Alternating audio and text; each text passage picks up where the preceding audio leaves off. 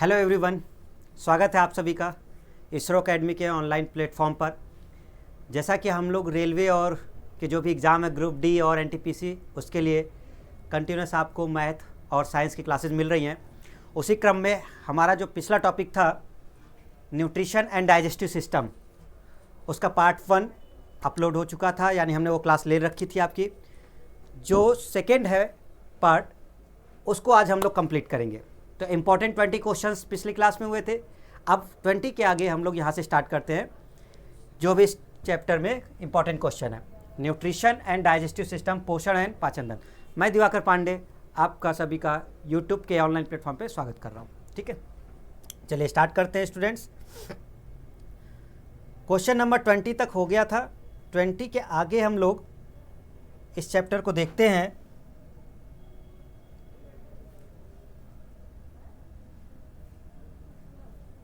Question number 21 से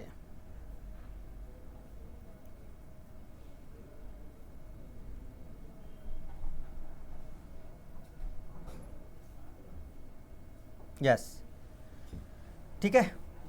question number 21, चलिए question आपके सामने आ गया होगा। क्वेश्चन क्या कहता है? नाइट्रोजीनियस फूड इज, इसमें से कौन सा नाइट्रोजनी आहार है? नाइट्रोजनी आहार का मतलब समझ रहे हैं, जिसमें नाइट्रोजन होता होगा। ठीक है, अगर आपको याद होगा स्टूडेंट्स, जैसे कि कार्बोहाइड्रेट वगैरह है तो इसमें क्या होता है? CHO, नाइट्रोजन इसमें होगा नहीं। लिपिड भी आपका नहीं होता है। प्रोटीन में क्या है? अगर आप प्रोटीन को देखें तो एक पॉइंट आपको बताया था हमने प्रीवियस क्लास में भी, और इसका मतलब भी समझ लीजिए, NHH CRH और डबल बॉन्ड OH, ये एक प्रोटीन मॉलिक्यूल का स्ट्रक्चर है। ठीक है, और इसमें आप देखें जो ये अमीनो ग्रुप है उसमें नाइट्रोजन जुड़ा होता है, तो जिसके साथ नाइट्रोजन जुड़ा है वो नाइट्रोजनी आहार है। Correct answer is protein.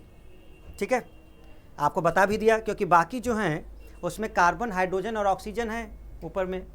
Protein ही एक ऐसा है जिसमें नाइट्रोजन है, इसलिए वो नाइट्रोजनी आहार है। क्वेश्चन नंबर नेक्स्ट, चलिए आगे बढ़ते हैं। उसमें जितना डिस्कस करना वो हम लोगों ने किया। बने रहिए, आंसर जरूर दें। ठीक है, क्वेश्चन नंबर 22 पढ़िए। Which of the following give the energy to the human body, इसमें से कौन है जो ह्यूमन बॉडी को ऊर्जा देता है? एनर्जी कौन देगा? विटामिन, वाटर, कार्बोहाइड्रेट या प्रोटीन? क्या विटामिन है, वाटर है, कार्बोहाइड्रेट या प्रोटीन है? देखिए, carbohydrate main source of energy. वैसे एक बात ध्यान रखिए कि कार्बोहाइड्रेट तो है, इसके अलावा फैट भी है, और प्रोटीन भी एनर्जी देता है। लेकिन प्रोटीन का मेन काम क्या है, मेन फंक्शन क्या है? वो mainly building blocks of tissues, cell बनाने के लिए है, निर्माण करने के लिए है। ठीक है, लेकिन जो कार्बोहाइड्रेट है ये मेन सोर्स एनर्जी का है। हाँ, अगर उसके अलावा पूछा जाएगा तब आपका प्रोटीन और फैट वगैरह आते हैं। ओके, क्वेश्चन नंबर नेक्स्ट, बढ़ जाएं। बहुत बढ़िया। आप क्वेश्चन के साथ ऑप्शन को जरूर अटेम्प्ट क्या करें, यानी कि क्वेश्चन नंबर जैसे 23 है तो 23 और उसके साथ ऑप्शन, ये वाला सही है। आइए जल्दी आते हैं, क्वेश्चन नंबर 23 देखते हैं। एंजाइम क्या होते हैं? What are enzymes? कितना बढ़िया क्वेश्चन है। माइक्रोन्यूट्रिएंट्स, प्रोटीन, इनऑर्गेनिक कंपाउंड्स या मोल्ड्स, क्या हैं? देखिए, एंजाइम्स आर प्रोटीन। तो हम सही तरीके से कैसे करते हैं? ये प्रोटीन है, वर्क एज बायोलॉजिकल कैटालिस्ट, जैविक उत्प्रेरक,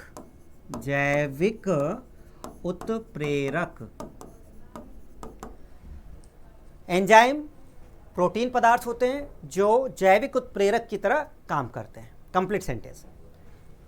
ठीक है, चलिए बहुत अच्छा, अटेम्प्ट करते रहिएगा। Question number 24, which enzyme convert protein into peptone? बढ़िया क्वेश्चन है और आई होप कि आपका आंसर आ जाएगा। चलिए जल्दी से देखते हैं क्या आंसर दिया आप लोगों ने 24 में। प्रोटीन को पेप्टोन में कौन बदलता है? क्या पेप्सिन है, क्या ट्रिप्सिन है, इरेप्सिन है या इंटरकाइनेज है? ओके, देखिए, क्योंकि उसने डायरेक्टली प्रोटीन को पेप्टोन में बदलने की बात की है तो शुरुआत कहाँ से हो जाती है? पेप्सिन से। पेप्सिन स्टूडेंट कहाँ से निकलता है? स्टमक, ठीक है। और ट्रिप्सिन कहाँ से निकलता है आपका, ये पैंक्रियाज यानी अग्नाशय से, है ना। इरेप्सिन कहाँ होता है, स्मॉल इंटेस्टाइन, स्मॉल इंटेस्टाइन, छोटी आंत। देखिए वैसे तो सभी है प्रोटीन के लिए, लेकिन बेसिक फंक्शन जो शुरू होता है ना प्रोटीन पर स्टार्ट, वो पेप्सिन से होता है। फिर उसके बाद आगे बढ़ करके काम ट्रिप्सिन का आता है, ठीक है। इरेप्सिन का छोटी आंत में जाकर के काम होता है, क्योंकि फाइनल डाइजेशन ब्रेक डाउन होना होता है इसलिए। तो सही आंसर आपका इसमें निकल के आएगा पेप्सिन। क्वेश्चन नंबर 25, एक डायबिटिक पेशेंट है। आप लोग देखते हैं कि डायबिटिक पेशेंट होते हैं जो शुगर के मरीज, मधुमेह की बीमारी जिसे हो गई होती है, वो स्वीटेक्स लेते हैं या आर्टिफिशियल चीज़ें लेते हैं जो शुगर कम हो, यानी चीनी नहीं खाते, मीठी चीज़ें, तो स्वीटेक्स की गोलियां वगैरह आती हैं। वो पूछ रहा है कि वो कितनी एनर्जी देता है, वो जो स्वीटेक्स लेते हैं डायबिटिक पेशेंट जिसमें शुगर वगैरह नहीं रहता, वो कितनी एनर्जी देता है, 5 कैलोरी, 10 कैलोरी, 100 कैलोरी या 0 कैलोरी। यस, वो एनर्जी के लिए नहीं होता उसमें, तो इसका सही आंसर होता है आपका 0 कैलोरीज, 0 कैलोरीज में रखा जाता है, ठीक है। डायबिटिक पेशेंट यानी मधुमेह के जो रोगी हैं, उनकी जो स्वीटेक्स होती है उसमें नहीं होता। क्वेश्चन के साथ आंसर जरूर दें, अटेम्प्ट करें और साथ में बने रहें सभी। पिछली क्लास में बहुत अच्छा रहा आपका रिस्पॉन्स, सभी ने आंसर दिया और लगातार साथ में बने रहें। क्वेश्चन नंबर 26 पे चलते हैं। Other than carbohydrate which of the following the main source of energy. देखिए यही बात आ गई, main source of energy other than carbohydrate. एक बात समझ लो, ऊर्जा देने वाले मेनली कौन से बोले गए, तो ऊर्जा देने वाले कौन है, फैट है ना, कार्बोहाइड्रेट है, कार्बोहाइड्रेट और फैट दोनों है, ठीक है। तो ये कह रहा है कि कार्बोहाइड्रेट के अलावा, तो कार्बोहाइड्रेट के अलावा कौन होगा, फैट होगा। कौन होगा, फैट होगा, ठीक है। ओके, बढ़िया है। क्वेश्चन बहुत इजी है, बहुत टफ नहीं है, ठीक है, सभी लोग अटेम्प्ट करते रहें। क्वेश्चन नंबर 27 पे आते हैं। क्या कहता है 27 question number, which of the following is responsible for light yellowish colour of milk. जो गाय का मिल्क है या गाय का जो दूध होता है वो हल्का पीले रंग का होता है ना, वही पूछ रहा है। गाय के दूध का रंग किसकी मौत के कारण थोड़ा पीला होता है। देखिए स्टूडेंट, सभी प्रीवियस ईयर क्वेश्चन ही है ना, और बहुत ही इंपॉर्टेंट है टॉपिक वाइज। टोटल इस चैप्टर के लगभग 67 to 68 क्वेश्चंस होंगे, है ना। इसमें हम लोग कवर करेंगे करीब 40 to 45 क्वेश्चंस हम लोग यहाँ कवर कर लेंगे सेकंड पार्ट में, बाकी हम लोग थर्ड पार्ट में कवर करेंगे। तो गाय के दूध का रंग किसकी मौत के कारण थोड़ा पीला होता है, देखो जैंथोफिल्स नहीं, राइबोफ्लेविन, ये तो विटामिन का नाम आपका हो गया, राइबोस लोज और कैरोटीन। सही आंसर है कैरोटीन, ठीक है। बीटा कैरोटीन जो पदार्थ होता है उससे होता है, ठीक है स्टूडेंट्स। आगे बढ़ जाएं, बहुत बढ़िया बहुत बढ़िया। तो गाय के दूध का रंग किसकी मौत के कारण पीला होता है, कैरोटीन की वजह से। क्वेश्चन नंबर 28 पे आते हैं। जो प्रेग्नेंट लेडी होती हैं उनके लिए दिए गए ऑप्शन में से क्या सबसे ज़्यादा जरूरी होता है। जो ऑप्शन दिए गए हैं उनमें sodium and calcium, iron sodium, calcium iron, magnesium iron. देखिए दो चीज़ें बहुत ज़रूरी होती हैं, सभी को मालूम है। जो प्रेग्नेंट लेडीज है उनके लिए कैल्शियम बोन्स के लिए जो बहुत अच्छा है, और आयरन जो ब्लड फॉर्मेशन के लिए ज़रूरी है। तो जिस ऑप्शन में कैल्शियम आयरन दोनों होगा वही आंसर होगा। तो कैल्शियम आयरन कहाँ है, ये रहा सी ऑप्शन, कैल्शियम और आयरन, ठीक है स्टूडेंट्स, करेक्ट। आगे बढ़ जाएं, बहुत बढ़िया बहुत बढ़िया, सभी आंसर दे रहे हैं। क्वेश्चन नंबर लिख करके और ऑप्शन दीजिएगा सभी। 29, carbohydrate is stored in human body in the form of. Carbohydrate शरीर में किस रूप में संचित होता है, किस फॉर्म में स्टोर होता है। जो कार्बोहाइड्रेट्स होते हैं क्या वो ग्लूकोज के फॉर्म में होते हैं, स्टार्च, ग्लाइकोजन या सुक्रोज। तो ध्यान रखिए वो उसने स्टोर पूछा है, ठीक है ना। तो कार्बोहाइड्रेट ग्लाइकोजन के फॉर्म में स्टोर होता है, और कहाँ पर होता है, लीवर में, लीवर में। पॉइंट आपको ध्यान रखना है, ओके। देखिए कि अगर आप ध्यान दें, कार्बोहाइड्रेट ग्लूकोज से मिलकर बना है, और ग्लूकोज वाला अगर याद हो स्टूडेंट, ग्लूकोज का तो कौन सा हार्मोन काम करता है इस पे, इंसुलिन, इंसुलिन हार्मोन। इसको किस में बदल देती है, ग्लाइकोजन में, ग्लाइकोजन में कन्वर्ट करा देती है ना। ग्लूकोज को ग्लाइकोजन में कन्वर्ट करा देते हैं और वो लीवर में स्टोर हो जाता है। ये है मेन पॉइंट, ठीक है। Question number 31, the digestion of food start from, भोजन का पाचन निम्नलिखित में कहाँ से प्रारंभ होता है, स्टार्ट कहाँ से होता है। ऑब्वियस बात है, भोजन जब हम लोग करते कोई चीज़ खाते हैं तो कहाँ से इंटेक होता है, जहाँ से इंटेक होगा वही होगा, ठीक है। इंटेक कहाँ से होता है, माउथ से, लैरिंग्स से, स्टमक से, जेजुनम से। माउथ से ही स्टार्ट होगा, लैरिंग्स तो उसके बाद आएगा अंदर, फिर स्टमक पेट में, फिर जेजुनम छोटी आंत का पार्ट है, तो बहुत नीचे हो गया। सही आंसर निकल के आया ये। आई होप कि आंसर आपने दे दिया होगा स्टूडेंट्स, अटेम्प्ट जरूर करें आप लोग।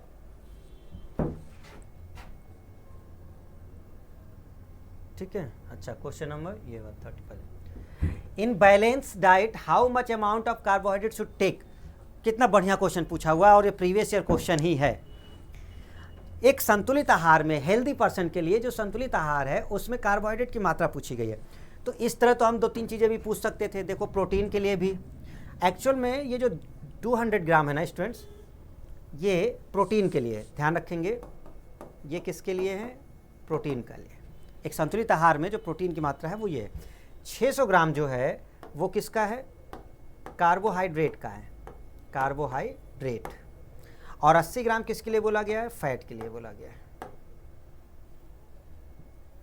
ठीक है, सही क्या पूछा गया, आई होप कि आंसर आ गया होगा, 600 ग्राम। इसी तरह से देखिए एक और चीज़ था, आरडीए यानी कि recommended daily allowance of cholesterol 300 milligram per day. ये क्वेश्चन करवाया हुआ है इसी टॉपिक में हमने आगे, है ना। चलो आगे बढ़ते हैं स्टूडेंट्स, बहुत अच्छा। क्वेश्चन नंबर 32 क्या कहता है, पढ़िए सभी। Yes, the length of small intestine, छोटी आंत की लेंथ कितनी होती है, 7 फीट, 7 मीटर, 7 सेंटीमीटर, या फिर आई होप आंसर आ गया होगा 7 मीटर। देखिए जो स्मॉल इंटेस्टाइन है, स्मॉल इंटेस्टाइन यानी कि छोटी आंत, इसकी कितनी होती है, 7 मीटर। बड़ी आंत की कितनी होती है स्टूडेंट्स, लार्ज इंटेस्टाइन का कितना होता है, 1.5 मीटर। ठीक है, और पूरे आहार नाल की कितनी होती है, आहार नाल अप्रॉक्सीमेट 11 मीटर, यानी कि जिसमें भोजन पूरा पास होता है। तो अगर हम पूरे आहार नाल की बात करें तो लगभग 11 मीटर लेते हैं, बाकी स्मॉल इंटेस्टाइन का 7 मीटर और लार्ज इंटेस्टाइन का आपका 1.5 मीटर। ठीक है, ओके ओके, बहुत बढ़िया। Question number 33, finger like structure villi are found in, villi का नाम सुने। देखिए जितना भी जो कुछ भी हम खाते पीते हैं और जो भी आहार नाल से पास होता है ना, माउथ से होकर के यहाँ से जाके स्टमक में जाता है, ब्रेक डाउन होता है प्रोटीन वगैरह का, फिर वो जाता है छोटी आंत में। और छोटी आंत जो नली है उसमें एक फिंगर लाइक स्ट्रक्चर होते हैं, अंदर लगे होते हैं। ये क्या करते हैं, जो चीज़ हमने खाई है, जो टूटा हुआ है, उसमें से ज़रूरी चीज़ें निकाल लेते हैं। जैसे प्रोटीन टूटा हुआ है अमीनो एसिड में, उसको एब्जॉर्ब कर लेना, ग्लूकोज को एब्जॉर्ब कर लेना, है ना, कुछ ज़रूरी चीज़ों को भी एब्जॉर्ब कर लेना। ये काम कौन करता है, वो विली करती है। तो ये फिंगर लाइक स्ट्रक्चर होते हैं जो छोटी आंत में होते हैं। कहाँ होते हैं ये, छोटी आंत में, और यही एब्जॉर्प्शन का काम करती हैं।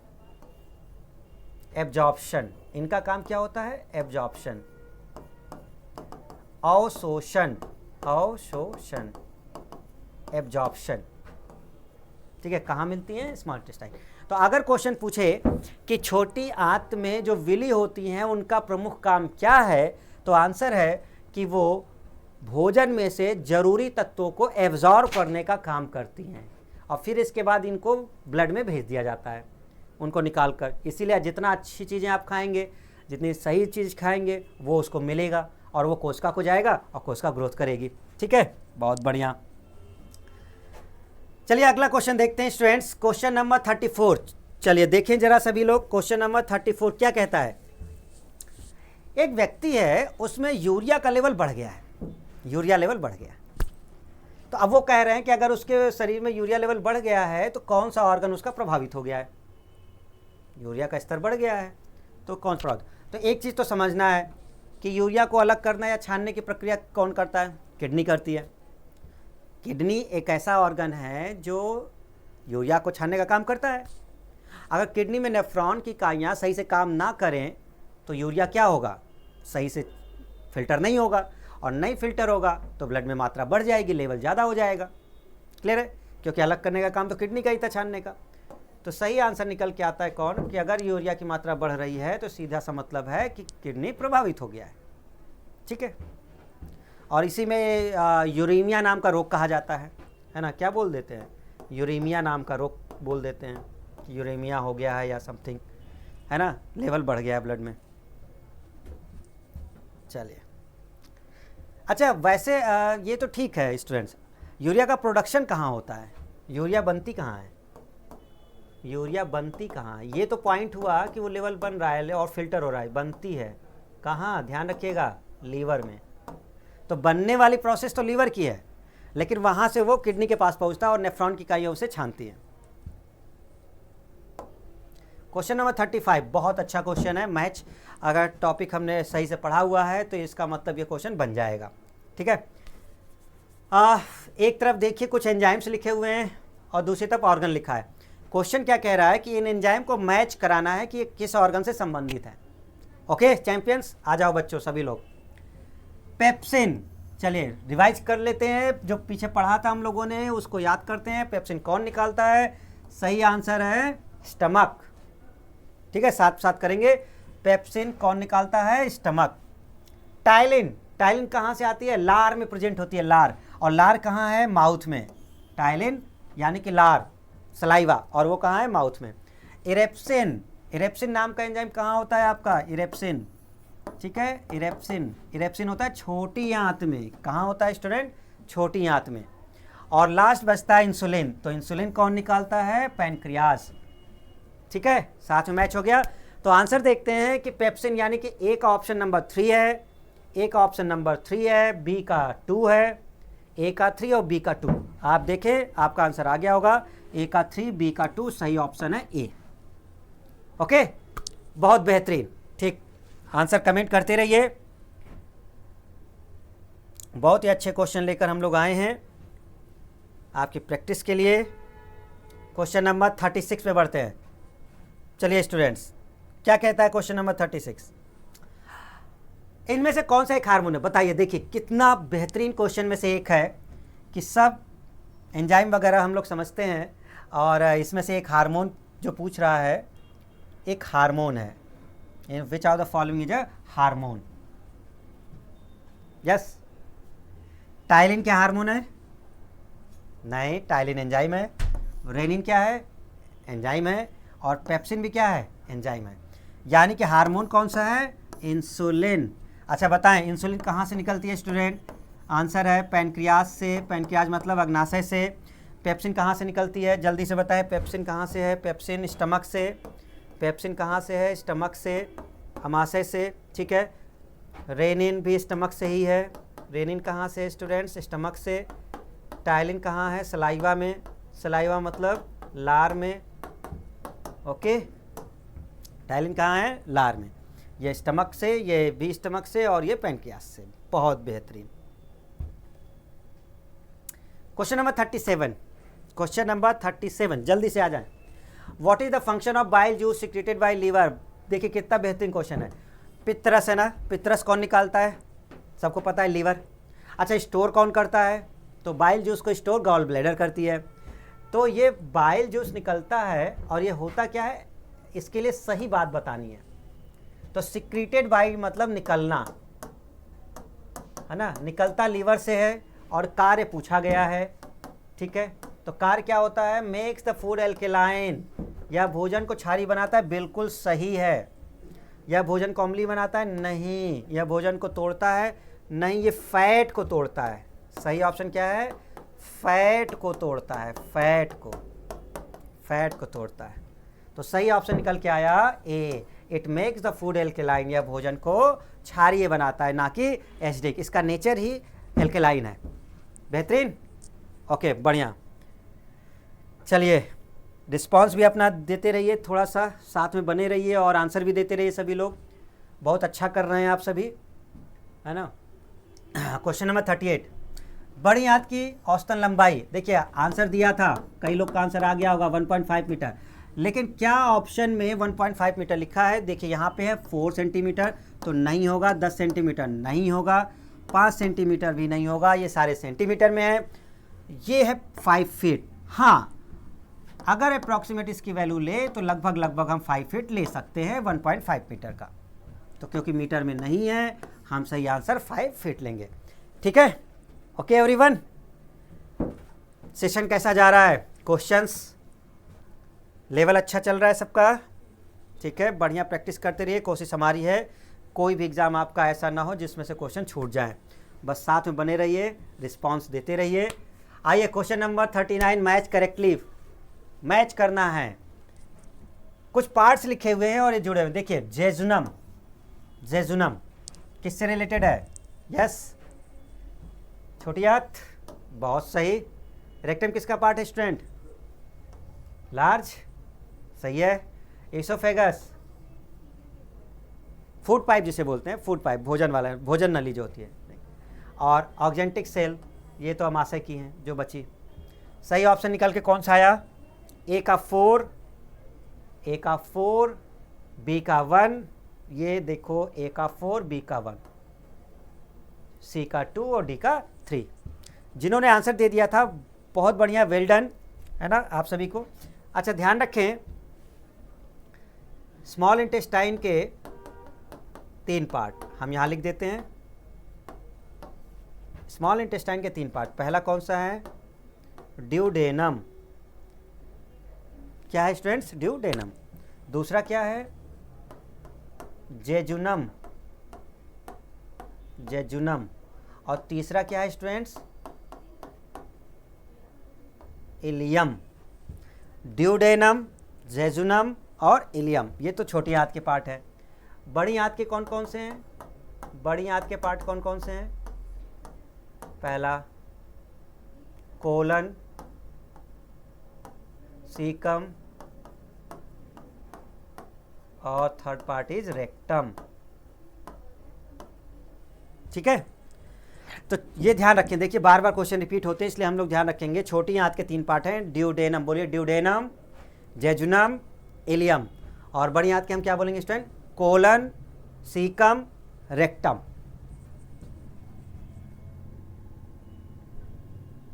क्वेश्चन नंबर 40, कितना बेहतरीन क्वेश्चन है। Name of the hardest material present in the human body. हमारे शरीर के जो मानव शरीर है उसमें उपस्थित सबसे कठोर तत्व कौन सा है? सबको मालूम है, दांतों में होता है स्टूडेंट्स। दांतों में कौन सा? एक इनेमल, है ना, जो कठोर है। क्या डेंटिन है? नहीं। पल्प, ये सब दांतों के पार्ट हैं। देखिए डेंटिन भी ये सबसे लंबा पार्ट माना जाता है दांतों का। दांतों का सबसे लंबा पार्ट है जो पूरा लंबाई बढ़ाता है। पल्प अंदर है, इनेमल, ये रहा सही। इनेमल सबसे हार्डेस्ट कौन है? इनेमल है। बहुत बढ़िया, जिन्होंने आंसर दे दिया उनके लिए वेल डन है। ऐसे ही बने रहिए और आंसर देते रहिए सभी लोग। पूरी प्रैक्टिस कराने की जिम्मेदारी हमारी है, बस साथ देते रहिए। कोई ऐसा क्वेश्चन नहीं जो आपसे अटैम्प्ट ना हो पाए। In which part of our body food gets absorb. शरीर के किस भाग से भोजन अवशोषित होता है? देखो कितना बढ़िया क्वेश्चन, अभी थोड़ी देर पहले ये क्वेश्चन हुआ था स्टूडेंट्स, हुआ था ना? Yes. Liver, stomach, large intestine या स्मॉल इंटेस्टाइन, है ना? भोजन अवशोषित होता है छोटी आंत। आई होप कि आपका आंसर आ भी गया होगा। थोड़ी देर पहले याद करिए, विली नामक संरचना पूछी गई थी कि विली नामक संरचना कहाँ होती है? विली नामक संरचना छोटी आंत में होती है और वही भोजन से एब्जॉर्ब करती है जो इंपॉर्टेंट तत्व होते हैं। हाँ, कुछ जो बच जाता है जो स्मॉल इंटेस्टाइन से एब्जॉर्ब नहीं होता, वो कौन एब्जॉर्ब करेगा? वो बड़ी आंत करती है, वो लार्ज इंटेस्टाइन कर लेती है। ठीक है, ओके। नेक्स्ट क्वेश्चन क्या है? 42, in which part of the body digestion of protein. कितना बेहतरीन क्वेश्चन है। इससे पहले क्वेश्चन आया था कि भोजन का डाइजेशन कहाँ से स्टार्ट होता है। अब पूछ रहा है कि उस भोजन में प्रोटीन का डाइजेशन कहाँ से स्टार्ट होता है। कहाँ से डाइजेशन स्टार्ट होता है? ध्यान रखिए, जो माउथ है, माउथ से कार्बोहाइड्रेट का पाचन स्टार्ट होता है। माउथ से स्टार्च टूटना शुरू होता है। स्टार्च एक कार्बोहाइड्रेट है, तो माउथ से स्टार्च टूटता है। अमाशय, यहाँ से प्रोटीन टूटना स्टार्ट होता है। प्रोटीन कहाँ से स्टार्ट होता है? माउथ में प्रोटीन टूटना शुरू नहीं होता। तो मानव शरीर में प्रोटीन का पाचन कहाँ से होता है? क्या पैनक्रियाज? नहीं। स्टमक, यस, यहाँ से शुरू हो जाता है, स्टमक से, और फिर आगे वो बढ़ता रहता है। बहुत बढ़िया, बेहतरीन बेहतरीन, बहुत अच्छे बहुत अच्छे। क्वेश्चन नंबर 43, जल्दी से आ जाएं सभी और अटेम्प्ट करें। बहुत ही अच्छे क्वेश्चंस हैं previous year. What is the digestive system, बताइए क्या है डाइजेस्टिव सिस्टम, पाचन तंत्र क्या है। कह रहा है कि क्या ये श्वसन तंत्र है, भैया जब पाचन तंत्र ही पूछ रहा है तो श्वसन तंत्र कैसे होगा, ठीक है। दूसरा कह रहा है कि शरीर का तंत्रिका तंत्र है, नहीं। क्या ये शरीर का भोजन का पाचन तंत्र है, यस, यही कर ही रहा है, सिंपल सा आंसर। कितना इजी क्वेश्चन है ये, जबकि ये भी एग्जाम में पूछा जा चुका है। ओके, आई होप कि आपने आंसर दे दिया होगा, ठीक है। Question number next, question number 44। Yes student, जल्दी से आ जाएं बोर्ड पर। Which of the following are organ of the digestive system, इसमें से कौन सा अंग पाचन तंत्र में भाग नहीं लेता, मतलब पाचन तंत्र का कौन सा पार्ट नहीं है, पाचन तंत्र का कौन सा पार्ट नहीं है, ठीक है। स्प्लेन, लीवर, टंग, इसोफेगस, सही आंसर कौन सा है, ये। देखिए इसको हम बताते हैं स्टूडेंट्स, आप ध्यान से समझे। जो डाइजेस्टिव सिस्टम है ना, डाइजेस्टिव सिस्टम, डाइजेस्टिव सिस्टम, सभी लोग ध्यान दें जल्दी से बोर्ड पर, पाचन तंत्र के बारे में। देखिए ये दो पार्ट में डिवाइड है, वो जो चीज़ हम यहाँ लिखेंगे वो सब डाइजेस्टिव सिस्टम का पार्ट है। एक होता है आहार नाल, आहार नाल, आहार नाल को बोलते हैं एलिमेंट्री कैनल, है ना। आहार नाल में कौन कौन आते हैं, देखिए माउथ, ये इसका पार्ट है। दूसरा फूड पाइप यानी ईसोफेगस, ईसोफेगस फूड पाइप है। तीसरा स्टमक भी है, स्टमक। चौथा स्मॉल इंटेस्टाइन, और पांचवा स्टूडेंट लार्ज इंटेस्टाइन, ऐसा ही है, यानी कि स्मॉल और लार्ज दोनों हैं।